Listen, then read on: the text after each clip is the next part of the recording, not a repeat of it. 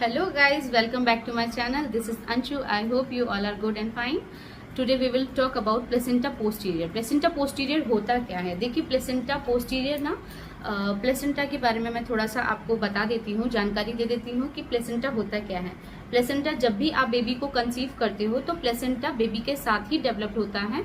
और प्लेसेंटा जो होता है ये एक बहुत ही इम्पोर्टेंट ऑर्गन होता है, टेम्पररी ऑर्गन होता है जो कि सिर्फ आपकी प्रेगनेंसी तक ही आपकी बॉडी में रहता है। उसके बाद में डिलीवरी के बाद में इसे आपकी बॉडी से आउट कर दिया जाता है।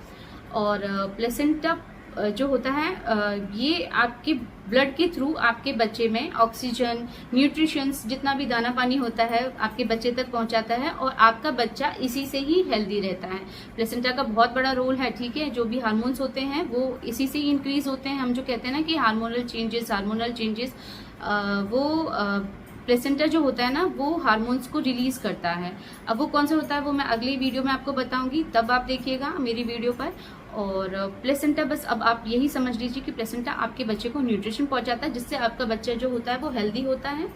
और प्लेसेंटा पोस्टीरियर क्या होता है? प्लेसेंटा जब आपकी रीढ़ की हड्डी की तरफ यानी कि पीछे की तरफ होता है और बच्चा आपका आगे पेट की तरफ होता है, तब वो पोस्टीरियर प्लेसेंटा कहलाता है। और प्लेसेंटा आपका पेट की तरफ होता है, बच्चा आपकी पीठ की तरफ होता है, बैक वॉल पर होता है, तो ये एंटीरियर प्लेसेंटा होता है।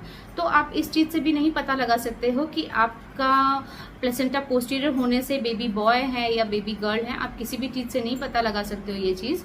सो प्लेसेंटा पोस्टीरियर तो आपको समझ में आ ही गया है कि यही होता है। प्लेसेंटा पोस्टीरियर में क्या होता है कि जब आपके बैक वॉल पर प्लेसेंटा स्टेबल होता है और बेबी आगे की तरफ होता है तो उस टाइम पे बेबी की हलचल जो होती है वो जल्दी महसूस होती है। जब आपका अल्ट्रासाउंड होता है तो अल्ट्रासाउंड में जो धड़कन की आवाज़ आती है या उसकी जो हलचल होती है वो आपको बहुत जल्दी मालूम चल जाती है। वो इसी वजह से होता है क्योंकि प्लेसेंटा आपका पीछे होता है और बेबी आपका आगे होता है। साथ ही आपका एंटीरियर प्लेसेंटा वो होता है जब आपका प्लेसेंटा आगे की तरफ पेट की तरफ हो और बच्चा पीछे की तरफ हो, स्पाइन की तरफ हो, वो एंटीरियर प्लेसेंटा होता है। उस टाइम पर ना बच्चे की जो हलचल होती है वो इतनी जल्दी महसूस नहीं हो पाती है और अल्ट्रासाउंड के दौरान उसकी हलचल थोड़ी कम आती है लेकिन इतनी नहीं आ पाती है, इतना जल्दी आपको भी नहीं पता चल पाता। आप कई महिलाओं से आपने सुना होगा कि वो कहती हैं कि यार बेबी है लेकिन मुझे पता ही नहीं चलता, बेबी है लेकिन मुझे पता ही नहीं चलता। तो ये भी एक कारण इसका हो सकता है जिसकी वजह से आपको नहीं पता चल पाता है। उनको फिर 5वें या 6वें महीने में पता चलता है, 5 to 6 मंथ में। सो ये भी कोई घबराने वाली बात नहीं है। और आप प्लेसेंटा की पोजीशन से नहीं पता लगा सकते हो कि बेबी बॉय है या बेबी गर्ल है। लेकिन मेरे टाइम पर जो मुझे प्लेसेंटा था वो पोस्टीरियर था और मुझे बॉय हुआ था।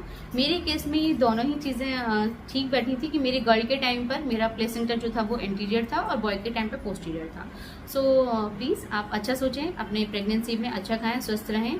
बस आज के लिए इतना ही। Thank you. और आपको मेरी वीडियो पसंद आए तो प्लीज़ लाइक कीजिए, कमेंट कीजिए। अगर आपको कुछ और भी मुझसे पूछना है तो आप क्वेश्चन कर सकते हैं मेरे कमेंट बॉक्स में। और मेरे बेल आइकन को प्लीज़ हिट करके मेरे चैनल को सब्सक्राइब कीजिए। थैंक यू, धन्यवाद।